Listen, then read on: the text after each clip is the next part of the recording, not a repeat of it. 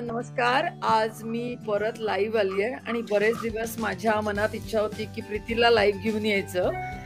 कारण प्रीती ही माझी 1 वर्षांनी मोठी असलेली आत्ते बहीण आहे आणि बऱ्याचशा व्हिडिओमध्ये माझं प्रीती प्रीती प्रीती प्रीती असं गाणं चालू असतं.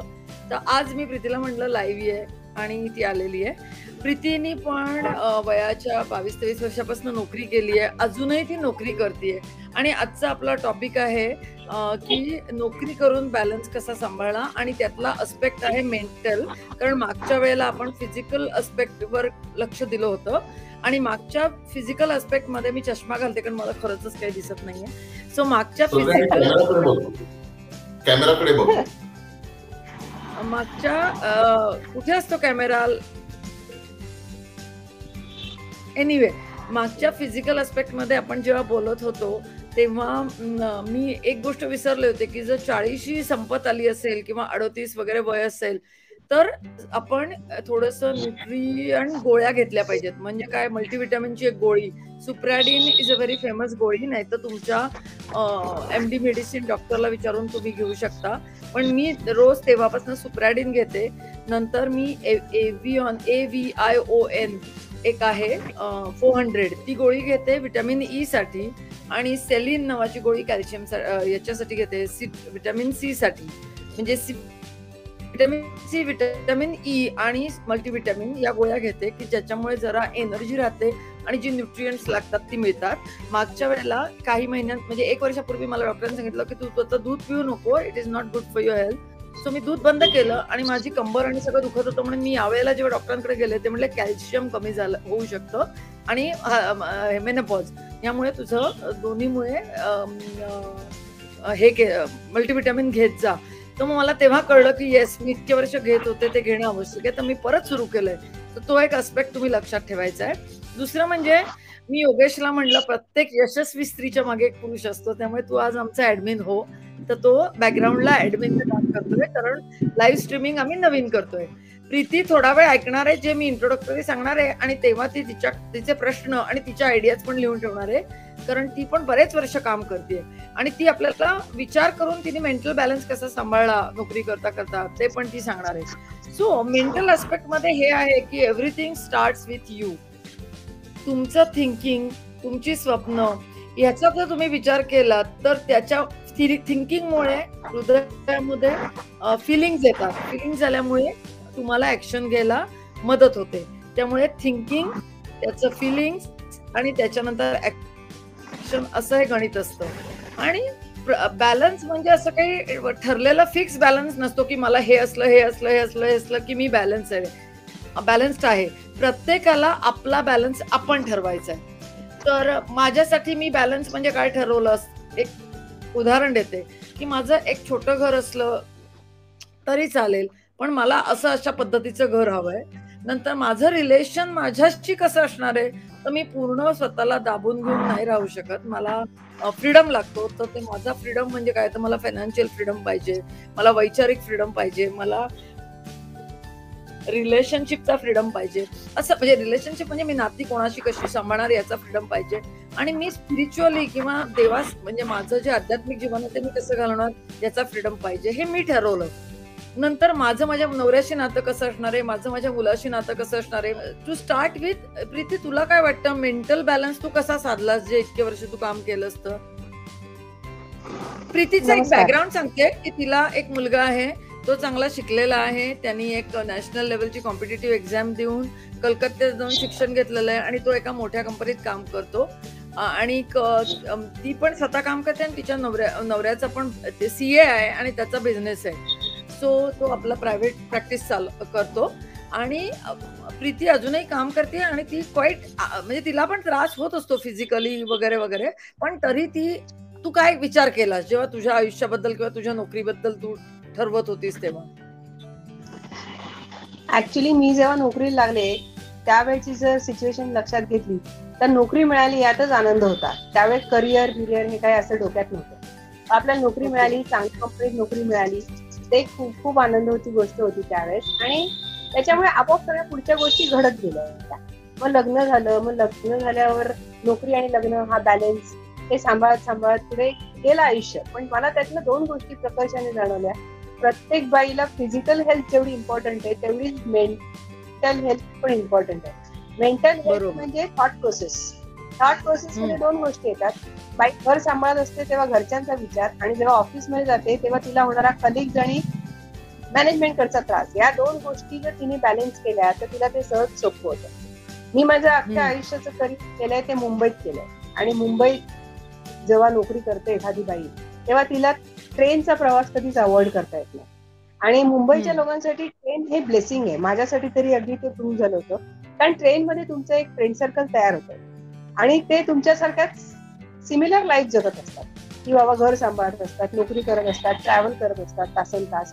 पण त्या तासभराच्या ट्रॅव्हल मध्ये जो सपोर्ट मिळतो आपल्याला मित्र मैत्रिणींचा, किंवा त्यांच्या प्रॉब्लेम्स मधनं आपले प्रॉब्लेम सोडवायचं जे आपल्याला मार्गदर्शन मिळतं, ते खूप मला मदत करून गेलं आयुष्यात. आजही मी जेवढ्या माझ्या खूप ठिकाणी ट्रान्सफर झाल्या विदिन बॉम्बे ओनली, पण तरी मी ट्रेन बदलायला लागल्या मला, आणि माझ्या प्रत्येक ट्रेन मध्ये माझा एक ग्रुप तयार झाला, माझ्या स्वभावामुळे म्हणा किंवा काय व्हॉट एव्हर, आणि त्यांच्याशी मी अजून पण टच मध्ये. त्याला कारण असं आहे की जेवढं तुम्ही घरातल्या लोकांची बांधले जातात तेवढाच तुम्ही 1 तास रोज रेग्युलरली त्या माणसांबरोबर प्रवास करून तुम्ही त्यांच्याशी पण तेवढेच क्लोज होता, आणि त्याने खूप फरक पडतो मुंबईच्या नोकरी करणाऱ्या बायकांना. तिसरं, आपलं विश्वस्त, आपण 8-8 तास जेव्हा ऑफिसमध्ये असतो तेव्हा आपले कलिग्स पण आपल्या फॅमिली सारखेच होतात, कारण आपला आयुष्यातला खूपसा वेळ आपण त्यांच्याबरोबर घालतो. आणि कन्सिस्टंटली एकाच कंपनीत 36 वर्ष नोकरी केल्यामुळे माझे आता त्यांच्याबरोबर संबंध एवढे दृढ आहेत की जसे काही सख्खी बहीण भावंडच आहेत. पण त्याच्या वेळेस हे एकंदरीत मी माझ्या नोकरीमध्ये आलेले काय अनुभव आहेत हे सांगायचा प्रयत्न करते. सो बेसिकली तुझ्या आयुष्यात मित्र मैत्रिणी असणं हे तुला एक टॉनिक सारखं वाटलं, राईट? Very much. अगदी मेंटल टॉनिक आहे. आणि त्यामुळे तुला ते सोशल आणि इमोशनल मध्ये जे अस्पेक्ट आहे, म्हणजे जसं तू आणि मी बहिणी आहोत तर आपण मैत्रिणी पण आहोत, तर तो तुझा सोशल आणि इमोशनल जी तुझी गरज होती ती त्यातनं भागली गेली असं मला वाटतं. खूपच. हो. आणि कसं मला वाटतं मैत्रीमध्ये कसं असतं की कुठलंही आडकाठी नसते मैत्रीमध्ये, की बाबा हिला हे सांगितलं तर कसं होईल किंवा हे कसं होईल. नातेवाईकांशी बोलताना तुम्ही 1% का होईना कुठेतरी अशी सोशल रिस्पॉन्सिबिलिटीची किंवा एकंदर भीती असते, ती केस तुमच्या मैत्रिणींमध्ये बाबतीत नसते, त्यामुळे ती जास्त मदत करून जाते. करेक्ट. आणि ते एका पद्धतीचं जीवन जगत असतात, त्यामुळे एकमेकींना ते जास्त चांगलं समजून पण घेऊ शकतात, राईट? की जर कलिगशी काही इश्यू झाले किंवा बॉसशी काही इश्यू झाला तर म्हणजे मैत्रिणी असणं अत्यंत आवश्यक आहे, राईट? पण काही मुलींना असं वाटतंय की तो बॅलन्स आम्हाला येत नाही, म्हणजे आम्हाला हे सगळं सांभाळता येत नाही, की घर पण सांभाळायचं, नवरा पण सांभाळायचा, घरातले वयोवृद्ध लोक पण सांभाळायचे, मग मजा पण करायची, आपली स्वप्न पण पूर्ण करायची, हे सगळं कसं करायचं? याच्यात एकच उत्तर आहे, स्विच ऑन ऑफ मेथड. जेव्हा तुम्ही घरात असता तेव्हा फक्त घरातल्या पुढचा विचार करायचा, ऑफिसचा, उद्या येणाऱ्या फाईलचा किंवा कुठलाही विचार नाही करायचा. जेव्हा तुम्ही प्रवासात असता तेव्हा त्या मैत्रिणींची कंपनी एन्जॉय करायची, घर आणि ऑफिस विसरून जायचं. आणि जेव्हा तुम्ही ऑफिसमध्ये येता तेव्हा परत स्विच ऑन ऑफ करून तुम्ही फक्त कामावर कॉन्सन्ट्रेट करायचं. हे बोलणं सोपं आहे, तेवढं प्रत्यक्षात आणणं सोपं नाही आहे, मान्य आहे मला. पण जरी याच्यात तुम्ही 50% यशस्वी झालात ना तरी खूप फरक पडतो. स्विच ऑन ऑफ मेथड ही खूप इम्पॉर्टंट आहे नोकरी करणाऱ्या बाईच्या बाबतीत. तुझे आता प्रश्न विचारलेस की सगळंच करायचं पण जमत नाही, त्याला कारण आहे की आपण मिसळ करून टाकतोय सगळ्या गोष्टी.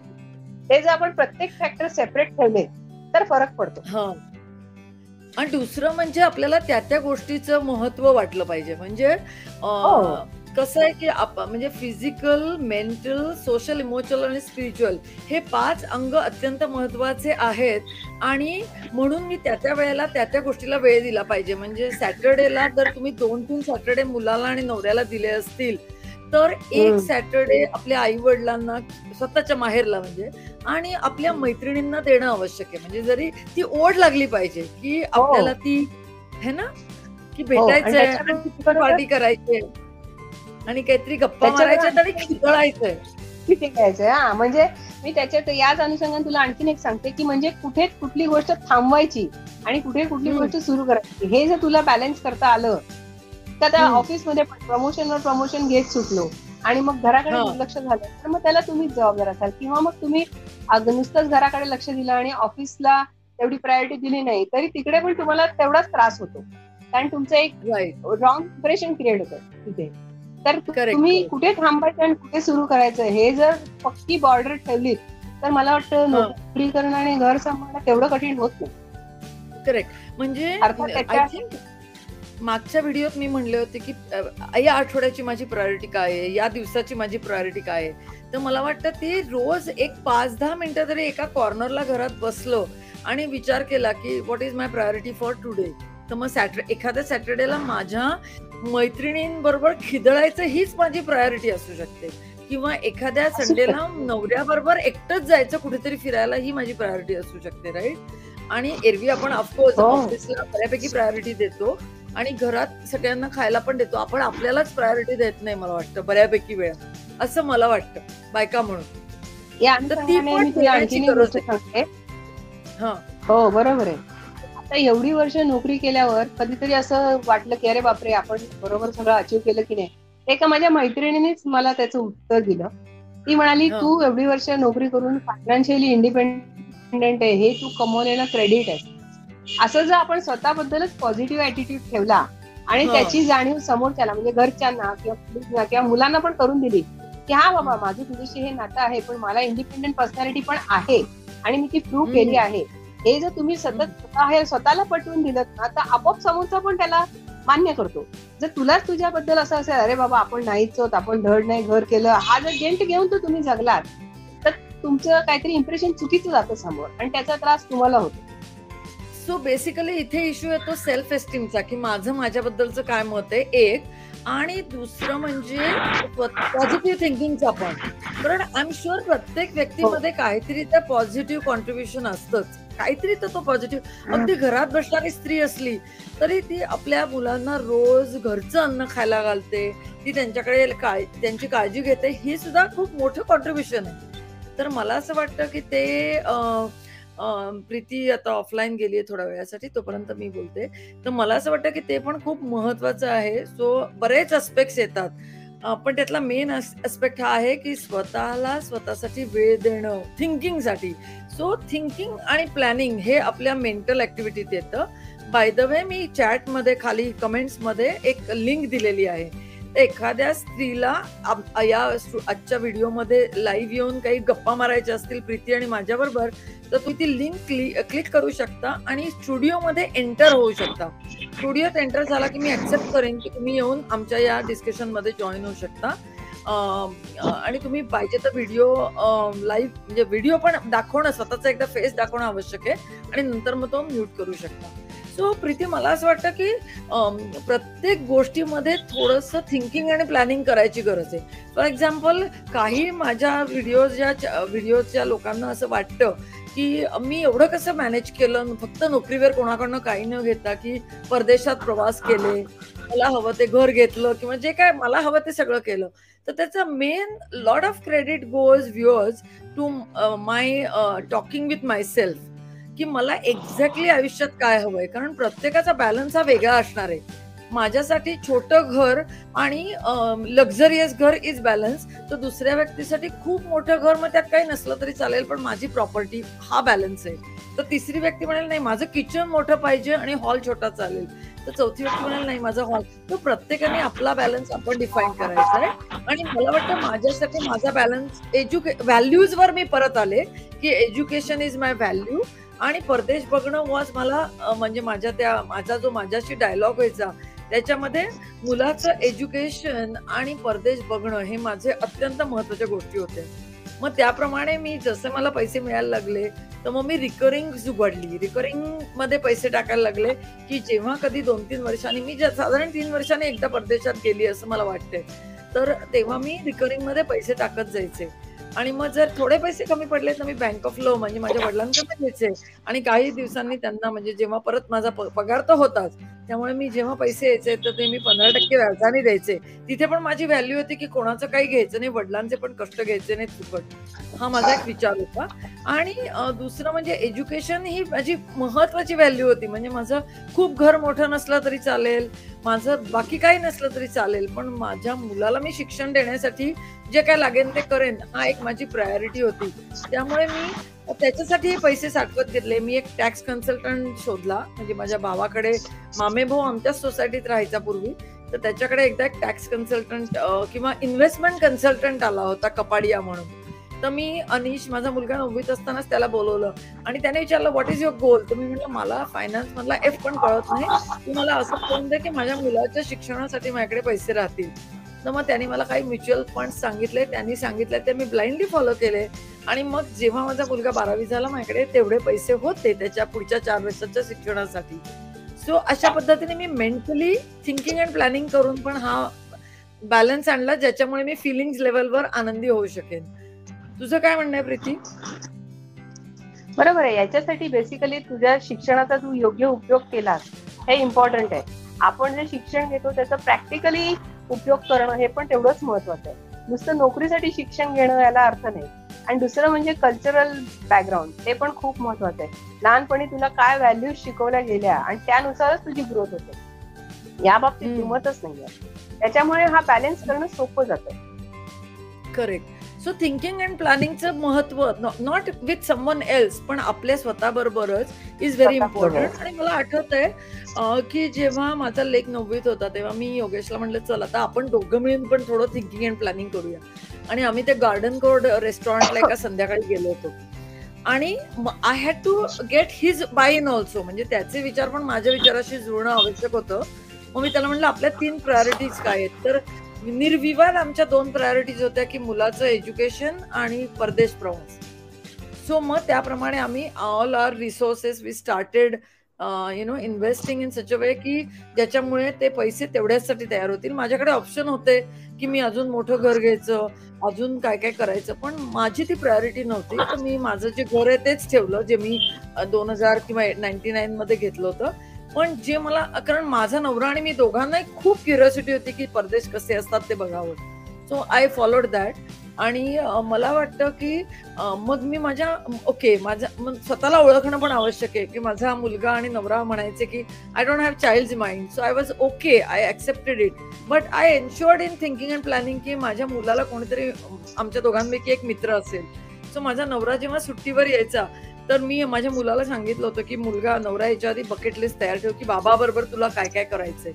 आणि मग ते त्या सगळ्या कामं पूर्ण करायचे. म्हणजे काय की याच्याकडे नागपूर चाळमध्ये जाऊन चिकन खायचंय आणि मग पुढे डोंगर चढायचा आहे. हा प्रज्ञा, तुझा नवरा एक्स मिलिटरी मॅन आहे हे मेन्शन कर, नाही तर लोक कन्फ्युज होतील. त्याला पण इम्पॉर्टंट आहे.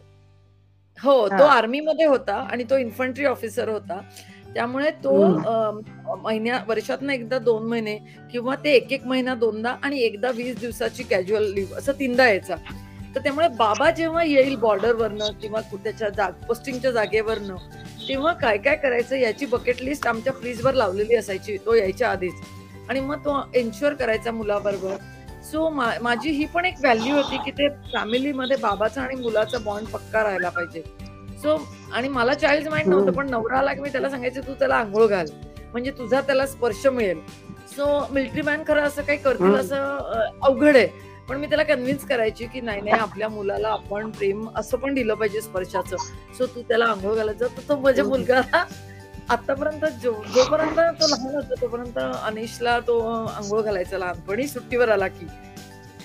सो बॅलन्स आता आपल्याला कोणी पैसे बाहेर देत नाही. प्रीती आणि मी आम्ही दोघेही सेल्फ मेड आहोत, म्हणजे आम्हाला कोणी बाहेरची मदत नाही केलेली. पण आम्ही थिंकिंग अँड प्लॅनिंग करून पैसे जमवून घर घेतलं, जे जमलं ते. असं काही फार मोठ्या अपेक्षा नाही ठेवल्या. आणि मला वाटतं तुझी काय काय स्वप्न, म्हणजे तुझा बॅलन्स तू कसा साधला? तुझं काय काय होतं तुला वाटतं की तुझं पूर्ण केलंस? तर मी तुला सांगते, तुझा नवरा कसा बाहेर असायचा त्यामुळे तो आला की तू प्लॅनिंग करायची. आमच्या बाबतीत काय होतं की माझ्या नवऱ्याचा बिझनेस आहे आणि माझी नोकरी असल्यामुळे फिक्स आहे, मी येणं जाणं फिक्स. तर आमची ऍडजस्टमेंट तशी असायची की त्याला वेळ असायचा म्हणून. आशुतोष म्हणजे माझा मुलगा ज्या शाळेत होता ती शाळा जरा जास्तच हायफाय होती आणि त्यांचं कसं असायचं, पीटीव्ही म्हणजे पेरेंट्स टीचर्स मीट असायची ती पर्टिक्युलर अशी 2:10 अशी टायमिंग, 2:20. तर अशा वेळेस ना 90% मला नवराच द्यायचा, म्हणजे माझी कॅज्युअल लिव्ह वाचायची. आणि त्याला एक तो आनंद मिळायचा की बाबा मुलाच्या याच्यात मी ऍक्टिव्हली पार्टिसिपेट होतो. इतर वेळेस जर त्याला वेळ नाही मिळायचा कारण रात्री लेट येणं वगैरे, तर अशी ऍडजस्टमेंट माझ्या एंडिंग होती. आणि त्याचा पण मला मजा वाटायची की मुलगा पण त्याच्या जवळ गेला आणि माझ्या जवळ तो होत असताना संध्याकाळी 6 नंतर मी त्याच्या बरोबरच असायचे. पण नवरा काय रात्री 10 पर्यंत यायचा, त्यामुळे त्यांची कधी कधी भेटही व्हायची नाही कारण तो सकाळी 7ला शाळेत निघून जायचा वगैरे. पण या अशा छोट्या छोट्या गोष्टी, वडील बाबा शाळेत येत आहेत किंवा टीचरशी आपल्याबद्दल इंटरॅक्शन करतायत, याच्यामुळे त्यांचं बॉन्डिंग पण तेवढंच पक्क झालं. माझ्या आयुष्यात पण एकच उद्देश होता की घर घ्यायचं स्वबळावर आणि दुसरं म्हणजे मुलाचं शिक्षण त्याला हवं तेवढं शिकून द्यायचं आणि त्याला पिंच होता नाही कामा असं करून. आणि त्याच्यात मी यशस्वी झालेच थोडीफार प्रमाणात. आणि नवरा तुझा सीए असल्यामुळे तो फायनान्शियल अँगलचं, आणि तू पण स्वतः त्या कॉमर्स बॅकग्राऊंडचीच असल्यामुळे तुला फायनान्शियल अँगलला काही विचार करावा लागला नाही. आणि मला वाटतं बॉन्डिंग बऱ्यापैकी चांगलं आहे.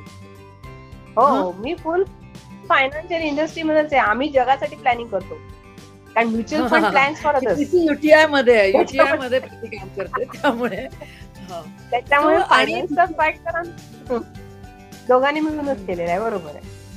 आणि एक मला सारखं वाटत होतं की प्रीतीने परदेश बघावा. सो तिच्या मुलाची मी मैत्री, जसा मला चाइल्ड माइंड नव्हतं पण जसा तो मोठा झाला मी त्याच्याशी मैत्री केली आणि आता त्याला कळतं की आपली ही मावशी आहे आणि तो मावशी म्हणून मला मानतो पण. तर मी त्याला एकदा सहज म्हणलं, काय रे तू आईला घेऊन जा ना युरोपला, आता तू चांगला नोकरी बिक्री करतोस वगैरे. तर त्या माझ्या भाच्याने पण ते माझं ऐकलं आणि पुढच्या वर्षी ते गेले होते युरोप, म्हणजे इंग्लंड बघायला तरी 10 दिवस गेले होते. सो मला वाटतं की मला फक्त त्यावेळेस सामान बांधणं एवढं एकच काम होतं. त्याने इतकं फुल टू प्लॅनिंग केलं होतं सगळं आणि अप्रतिम इंग्लंड स्कॉटलंड म्हणेन. कारण काय प्रज्ञाचे ठिकाण तिने त्याच्या डोक्यात ते भरवलं होतं. मी भरवलं नाही, मला असं वाटत होतं की तू जायला पाहिजे. तेवढाच तुझ्या बॅलन्स मध्ये एक गोष्ट राहिली. माझं आणि माझ्या नवऱ्याचं असं ठरलं होतं आधी की पूर्ण भारत बघायचा आणि मग युरोपकडे जायचं. आणि तसं आम्ही पूर्ण कानाकोपऱ्या भारतातला बघितलाय, फक्त थोडासा मध्य प्रदेशचा भाग सोडला तर. बाकी पूर्ण माझं काश्मीर टू कन्याकुमारी सगळंच फिरून झालेलं आहे भारत. त्याच्यामुळे आता त्या लेवलला माझ्या नवऱ्याला भारत अगदी रिमोट झोन बघायचा होता. म्हणजे चेन्नई, तामिळनाड हे जनरली कोणी टुरिस्ट प्लेस म्हणून जात नाही, पण आम्ही तामिळनाडमध्ये पण 15 दिवस कार तुफान फिरलो आणि ते पण आम्ही एन्जॉय केले. सो बेसिकली ती तुझी व्हॅल्यू होती. ओके, व्हॅल्यू म्हणजे काय की जे आपल्या हृदयाच्या अगदी जवळ आहे ते. सो हे जे आपल्याला समजून घ्यायचं असेल की माझी व्हॅल्यू काय आहे आयुष्यातली या अस्पेक्ट्सवर, की फिजिकल, मेंटल, सोशल, इमोशनल आणि स्पिरिच्युअल मध्ये, तर मला माझ्याशीच डायलॉग पाहिजे. मग मी ते कागदावर लिहिलं पाहिजे, कारण कागदावर लिहिलं की तुम्हाला ऍक्शन घ्यायला एनर्जी येते. सो मी ते कागदावर लिहिते, मग मी त्याच्यासाठी काय ऍक्शन घ्यायच्या त्या सगळ्या अलाइन करून परत त्या पण लिहिते. असं जर दर आठवड्याला केलं, दर महिन्याला केलं, दर वर्षाला केलं आणि लॉंग टर्म मध्ये केलं, म्हणजे पुढे 20 वर्षानंतर मला मी कसं दिसायला हवंय असं जर प्लॅनिंग केलं आपल्या मनात, प्लॅनिंग थिंकिंग अँड प्लॅनिंग, आणि त्यात रंग भरले, तर मला वाटतं बॅलन्स सांभाळता येतो. कारण ती जी कष्ट करायची एनर्जी असते ती त्या आपल्या 20 वर्षानंतर आपल्याला जे आयुष्य बघायचंय त्या स्वप्नामुळे ती एनर्जी येते. परत तुम्ही बघितलं का की सगळी आपली मूळ स्वप्नाशी येऊन थांबलं, माझ्याशीच्या असलेल्या रिलेशनशिपशी येऊन थांबलं. त्यामुळे सासूबाई हे म्हणतात, माझा नवरा हे म्हणतो, हे सगळं करण्याच्या आधी ना आपण आपल्याशीच डायलॉग केला पाहिजे. कारण आपला डायलॉग क्लिअर असला की आपण दुसऱ्यांना आपलं मत समजावू शकतो. तुला काय वाटतं या संदर्भात? आता माझ्या मुलाने मला एक पुस्तक वाचायला दिलं होतं, इकिगाई म्हणून. हे जॅपनीज लोकांच्यावरचं पुस्तक आहे. त्याच्यात एक्झॅक्टली हेच दिलेलं आहे की तिथलं एक असा एरिया आहे जपानमध्ये की जिथे ऍव्हरेज वय लोकांचं 102 ते 105 वर्ष आणि मॅक्झिमम जगलेला माणूस 127 वर्षाचा आहे. आणि तो 90व्या वर्षी सुद्धा स्वतः ड्राईव्ह करून कुठेही जाऊ शकतो या फिजिकल कंडिशन मध्ये. कारण इकिगाई म्हणजे काय की माझ्या आयुष्याचं गोल, मला काय आयुष्यात अचीव्ह करायचंय आणि मला लाईफ कसं जगायचंय याच्यावर जर तुम्ही 100% ठाम असाल तर तुमचं वाटचाल अतिशय सोपी होते आणि परफेक्टही होते. कारण परफेक्ट का होते, कारण तुम्ही समाधानी असता. एक्झॅक्टली.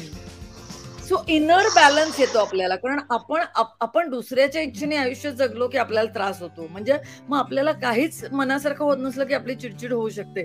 पण जर आपली रंग, आपल्या स्वप्न, आपले त्या स्वप्नांमधले रंग कुठले घालायचे ते पण आपणच भरलं असेल, and if we have written the book of our life by ourselves, then I think प्रश्न येत नाही.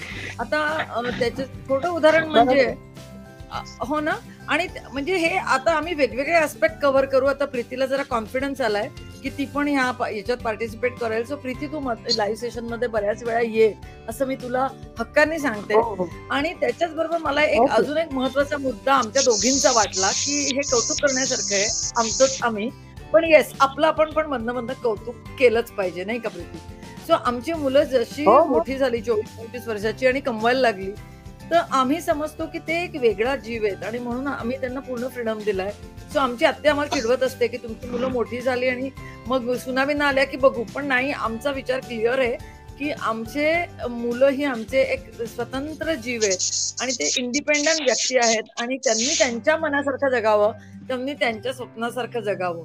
आणि आम्ही त्यांना प्रोत्साहन देतो की तुम्ही तुमच्या मनासारखं करा, आमच्या मनासारखं अजिबात करू नका. काय गं? बरोबर आहे, बरोबर आहे. आणि त्याबद्दल रिलेशन पण हेल्दी राहतं जास्त. येस, मग मुलंही सगळं सांगतात. आणि ज्या स्त्रियांना वाटतं की आपला कुठेतरी या 5 ऍस्पेक्ट मध्ये बॅलन्स नाहीये, तिथे तुम्ही तुमचं स्वतःशी बोलणं आवश्यक आहे आणि त्या ऍस्पेक्ट मध्ये रंग तुमचे तुम्ही भरा, तुमच्या आयुष्याचं बुक तुम्हीच लिहा. आय थिंक या पॉइंटवरच आपण आजचं भाषण थांबवतोय. पण मला आशा आहे की तुम्हाला कळलंय की व्हॉट इज लाईव्ह सेशन, की लिंक मी खाली पाठवत जाईन. आणि ज्यांना यायचं असेल आणि ते सपोज असं म्हणत असेल की मी तयार नाहीये म्हणून मी येत नाही लाईव्ह सेशन मध्ये, असं काही करू नका. एक ओढणी घ्यायची, फक्त केसाचा एक आंबाडा बांधायचा, झालं. आपल्याला बाकी काही लागत नाही. घरचा गाऊन असला, घरचे कपडे असले तरी फरक नाही पडत, कारण ज्याच्या खालचं आपलं काही दिसतच नाही, त्यामुळे काही प्रश्नच नाहीये. सो पुढच्या लाईव्ह सेशन मध्ये आय एम होपिंग की काही वर्किंग मॉम्स येतील स्वतः आणि त्यांना पडणारे प्रश्न डायरेक्ट व्हिडिओच्या माध्यमातून विचारतील. तुम्हाला आमचा सेशन कसा वाटला ते सांगा.